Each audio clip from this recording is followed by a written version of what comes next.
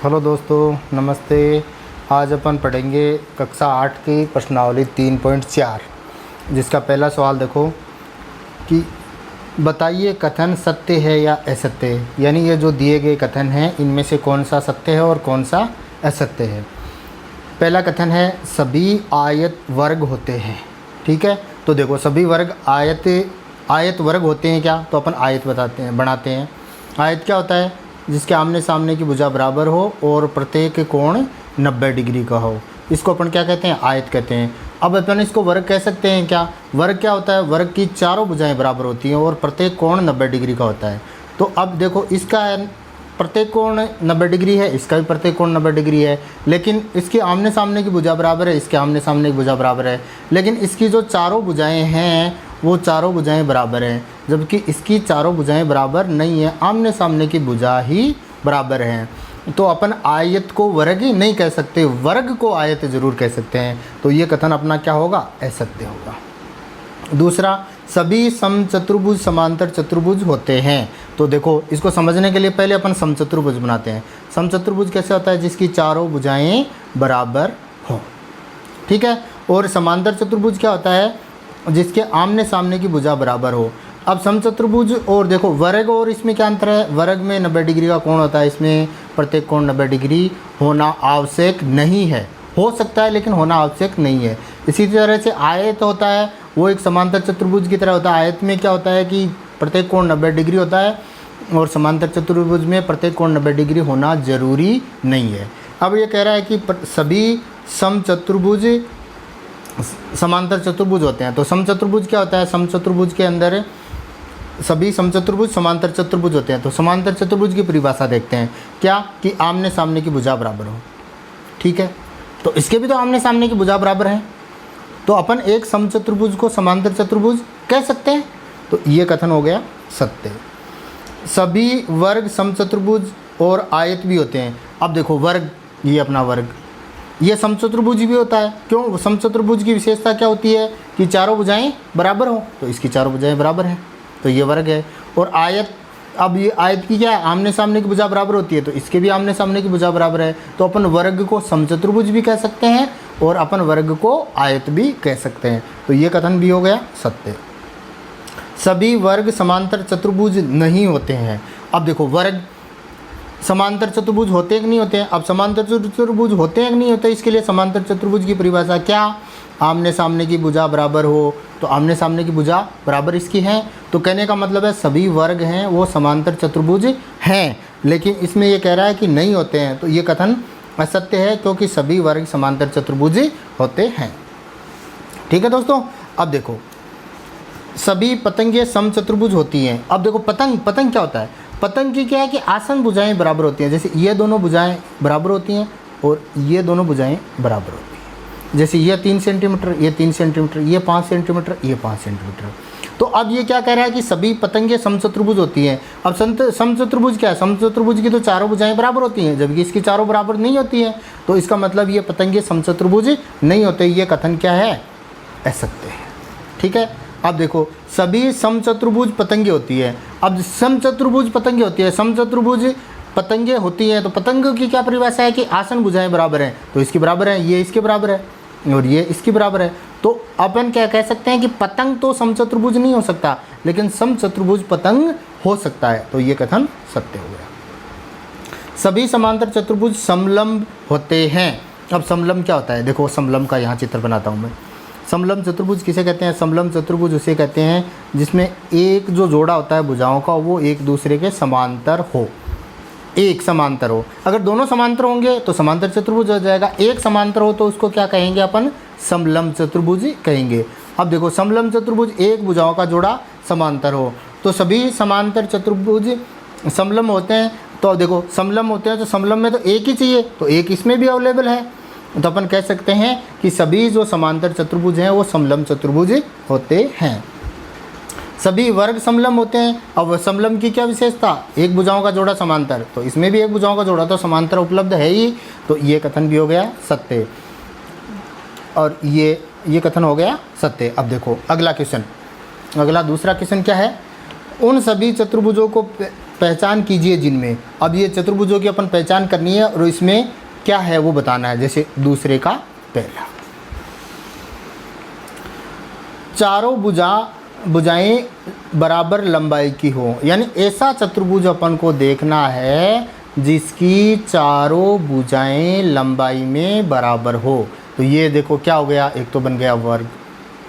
और ठीक है, दूसरा आपने समचतुर्भुज भी देखा होगा, उसकी भी चारों भुजाएं क्या होती है, लंबाई में बराबर होती हैं। तो ये हो गया समचतुर्भुज। तो अपन कह सकते हैं कि वर्ग और समचतुर्भुज की चारों भुजाएं लंबाई में बराबर होती है। अब देखो, चार कोण समकोण हो, यानी जिसके चारों कोण समकोण हो। तो चारों कोण समकोण आपने देखा होगा, एक तो वर्ग में होता है, चारों भुजाएं बराबर होती है, प्रत्येक कोण समकोण होता है, यानी चारों कोण समकोण होते हैं। एक आयत में आमने सामने की भुजा बराबर होती है, परंतु प्रत्येक कोण समकोण होता है, यानी चारों कोण समकोण होते हैं। तो अपन कह सकते हैं चारों कोण समकोण एक तो वर्ग में होते हैं और एक आयत में होते हैं। ठीक है दोस्तों। अब देखो तीसरा क्वेश्चन, थर्ड क्वेश्चन क्या है, बताइए कैसे एक वर्ग एक चतुर्भुज है। यानी अपन को बताना है कि एक वर्ग क्या क्या हो सकता है। देखो मैंने वर्ग बना दिया, ठीक है, प्रत्येक कोण समकोण, चारों भुजाएं बराबर, मान लो इसको 5 5 5 मान लेता हूँ। ठीक है, अब ये पहला प्रश्न क्या कह रहा है कि एक चतुर्भुज। अब वर्ग एक चतुर्भुज कैसे हो सकता है बताओ, क्यों नहीं हो सकता। ये देखो इसके अंदर चार भुजाएं हैं, चतुर्भुज की किसे कहते हैं, जिसके अंदर वह चार भुजाओं से घिरी हुई बंद आकृति को चतुर्भुज कहते हैं। तो इसके अंदर भी चार भुजाएं हैं। तो अपन कह सकते हैं, क्या कह सकते हैं कि वर्ग में चार भुजाएं होती हैं,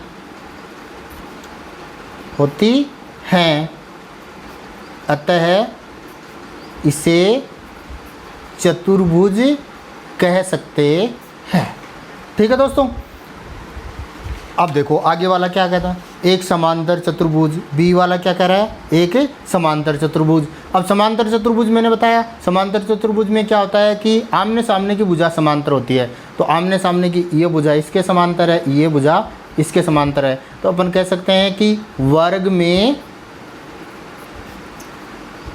सम्मुख भुजा, आमने सामने को क्या लिखेंगे अपन, सम्मुख भुजा, ये भुजाएं समांतर होती हैं,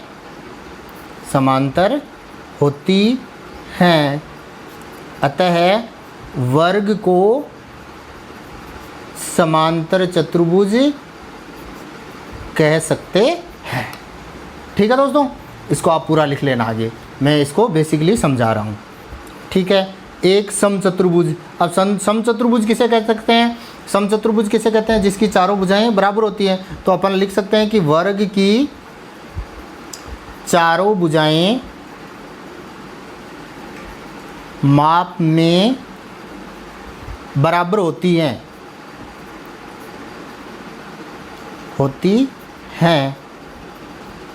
अतः वर्ग को समचतुर्भुज कह सकते हैं या कहलाता है। ठीक है दोस्तों, ये हो गया। अब डी में, इसमें क्या है, एक आयत, यानी आयत कैसे कह सकते हैं। आयत में क्या है कि आयत के क्या है कि आमने सामने की भुजाएं बराबर होती हैं, प्रत्येक कोण 90 डिग्री होता है। तो अपन कह सकते हैं कि वर्ग में प्रत्येक कोण समकोण या 90 डिग्री होता है, तथा सम्मुख भुजाएं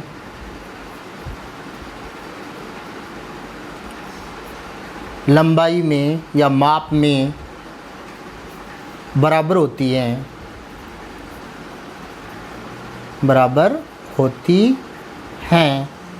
अतः वर्ग को आयत कह सकते हैं। ठीक है दोस्तों, तो ये हो गया अपना क्वेश्चन नंबर थर्ड। अब देखते हैं अपन क्वेश्चन नंबर फोर्थ क्वेश्चन है अपना, एक चतुर्भुज का नाम बताइए जिसके विकर्ण, यानी अपन को एक चतुर्भुज का नाम बताना है जिसके विकर्ण एक दूसरे को समद्विभाजित करते हैं। अब देखो एक दूसरे को समद्विभाजित यानी समान दो भागों में बांटते हैं। तो आपने देखा होगा कि एक तो अपने पास होता है वर्ग और एक होता है अपने पास आयत। अब इसके विकर्ण होते हैं, यानी सम्मुख शीर्षों को अपन ने मिला दिया, ये दो विकर्ण हो गए, और इसके अंदर भी ये दो विकर्ण हो गए। अब ये जो विकर्ण है, ये विकर्ण इसको दो भागों में बांटता है और ये विकर्ण इसको दो भागों में बांटता है। इसी तरह से ये विकर्ण इस विकर्ण को दो भागों में बांटता है और ये विकर्ण इस विकर्ण को दो भागों में, समान दो भागों में बांटता है। दो भागों में नहीं, समान दो भागों में बांटता है। तो अपन कह सकते हैं कि एक दूसरे को समद्विभाजित विकर्ण किस में करेंगे, एक तो वर्ग में करेंगे और एक आयत में करेंगे। ठीक है दोस्तों। दूसरा है एक दूसरे पर लंब समद्विभाजक हो। एक दूसरे पर लंब समद्विभाजक हो। लंब समद्विभाजक का मतलब होता है कि विकर्ण एक दूसरे को काटे तो सही समान दो भागों में, लेकिन कोण भी 90 डिग्री का बनाए। ये जैसे वर्ग है, तो वर्ग के अंदर ये विकर्ण एक दूसरे को समान दो भागों में बांटते हैं, ये इसमें भी देखा अपन ने। लेकिन जो ये कोण बनता है ये 90 डिग्री का बनता है। तो 90 डिग्री का कोण किस में बनेगा, एक तो बनेगा वर्ग में, और किस में बनेगा, एक वर्ग जैसी आकृति होती है समचतुर्भुज, जिसमें प्रत्येक कोण 90 डिग्री नहीं होता, बाकी सभी चारों भुजाएं बराबर होती हैं। तो इसके अंदर भी जो विकर्ण बनेंगे वो एक दूसरे को समद्विभाजित करेंगे और लंब समद्विभाजित करेंगे, यानी प्रत्येक कोण, इसका जो चारों कोण बनेंगे वो 90 डिग्री के बनेंगे। तो एक तो अपना हो गया वर्ग और एक हो गया अपना समचतुर्भुज, जो जिसके अंदर विकर्ण एक दूसरे को लंब समद्विभाजक करते हैं। ठीक है। और तीसरा क्या है कि विकर्ण बराबर हों, यानी बराबर किस किस के अंदर होंगे। तो आपने देखा होगा कि ये अपने पहले वाला सवाल ही मैं दोबारा बना देता हूँ। जैसे एक वर्ग होता है, इसके विकर्ण भी बराबर होते हैं, और अपना एक आयत होता है, उसके विकर्ण भी एक दूसरे के बराबर होते हैं। तो अपन क्या कहेंगे, वर्ग और आयत, जिसके विकर्ण बराबर होते हैं। ठीक है दोस्तों, ये 4th नंबर का क्वेश्चन हो गया। अब अपना 5th नंबर का क्वेश्चन क्या है, बताइए एक आयत उत्तल चतुर्भुज कैसे है। देखो, आपने पिछले वाली क्लास में देखा होगा, उत्तल चतुर्भुज की मैंने परिभाषा बताई थी। उत्तल चतुर्भुज आपने पिछली वाली क्लासें नहीं देखी हैं तो आप देख सकते हैं, उसमें मैंने पूरी तरह से इसको समझाया है। जो इस चैप्टर की जो पहली क्लास है चतुर्भुजों को समझने वाली, उसमें मैंने उत्तल और अवतल चतुर्भुज को पूरी तरह से समझाया है। अब मैं एक बार फिर से बता देता हूँ कि उत्तल चतुर्भुज किसे कहते हैं। वह चतुर्भुज जिसके अंदर अपन विकर्ण बनाएं, तो वो विकर्ण यानी ये शीर्ष इस दोनों के आसन शीर्षों को छोड़कर एक शीर्ष को मिलाते हैं। इसके आसन ये, इसको छोड़कर इसको मिलाया तो ये विकर्ण बना, और इससे इसको मिलाया ये विकर्ण बना। तो ये विकर्ण अगर चतुर्भुज के अंदर रहता है तो वह चतुर्भुज उत्तल चतुर्भुज कहलाता है। ठीक है। और जो चतुर्भुज, अब देखो एक और बनाता हूँ मैं, 1 2 3 4, ये चतुर्भुज है, 1 2 3 4। अब देखो इसकी मैं इस शीर्ष को इस शीर्ष से मिलाता हूँ तो ये जो अपना विकर्ण बनता है ये चतुर्भुज के अंदर नहीं आता। तो ये तो हो गया उत्तल चतुर्भुज और ये हो गया अवतल चतुर्भुज। ठीक है दोस्तों। तो ये कह रहा है कि आयत एक उत्तल चतुर्भुज कैसे है, क्योंकि अपन कह सकते हैं कि आयत के अंदर बनने वाले दोनों विकर्ण अभ्यंतर होते हैं, यानी आयत के अंदर होते हैं, इसलिए आयत एक उत्तल चतुर्भुज है। आप इस परिभाषा को इस तरह से आप इसके आंसर को पूरी लिख सकते हो। कैसे लिखोगे कि आयत के बनने वाले दोनों विकर्ण आयत के अभ्यंतर यानी अंदर वाले भाग में होते हैं, इसलिए आयत एक उत्तल चतुर्भुज है।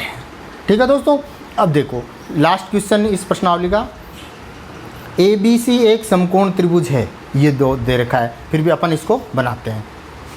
देखो 6 नंबर का क्वेश्चन मैं इसको बनाता हूँ।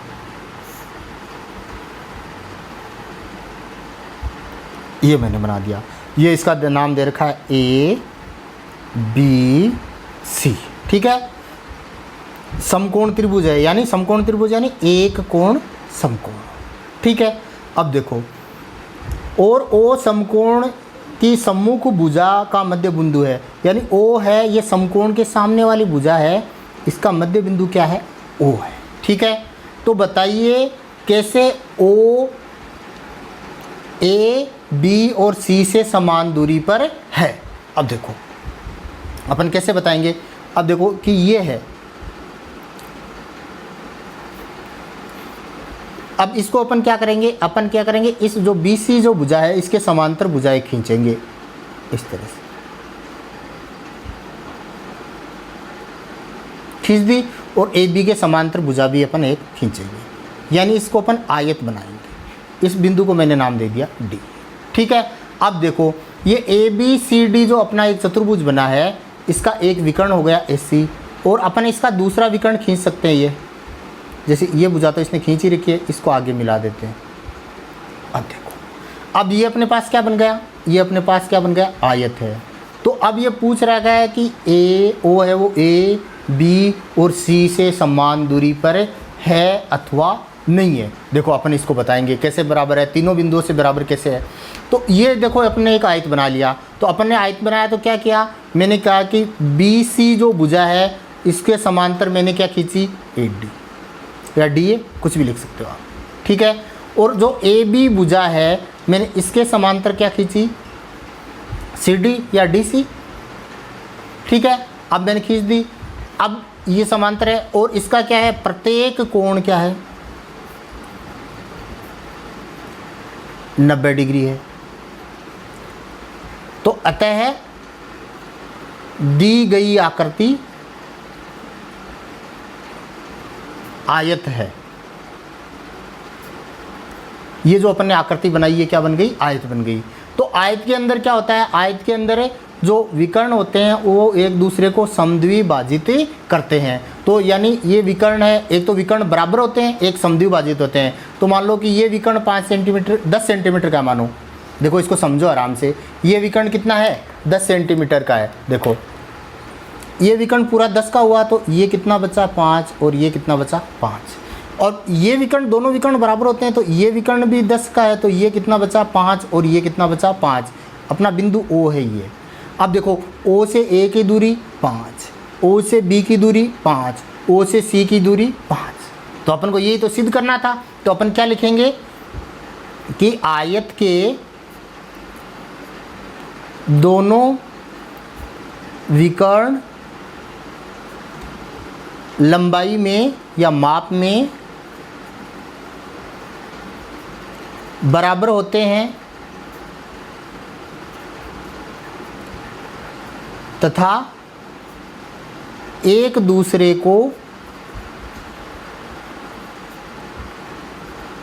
समद्विभाजित करते हैं, समद्विभाजित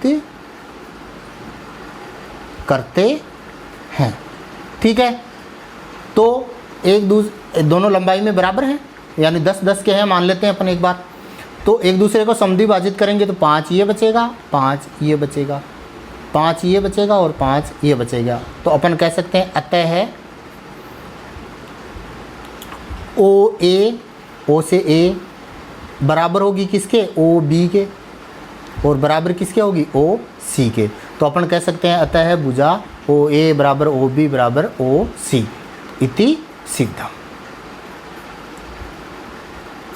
ठीक है दोस्तों, तो अपनी ये प्रश्नावली जो 3 थी वो कंप्लीट हो चुकी है। तो अपन ने प्रश्नावली 8वीं क्लास की प्रश्नावली 1, प्रश्नावली 2 और प्रश्नावली 3 अपन कंप्लीट पढ़ चुके हैं। अब अपन आगे वाली क्लास में प्रश्नावली 4 है, अपना चैप्टर नंबर 4 है प्रायोगिक ज्यामिति, उसको पढ़ेंगे। अगर अभी तक आपने मेरे चैनल को सब्सक्राइब नहीं किया है तो चैनल को सब्सक्राइब कीजिए, वीडियो को लाइक कीजिए और दोस्तों के साथ शेयर कीजिए ताकि वो भी इसका ज़्यादा से ज़्यादा लाभ उठा सकें। धन्यवाद।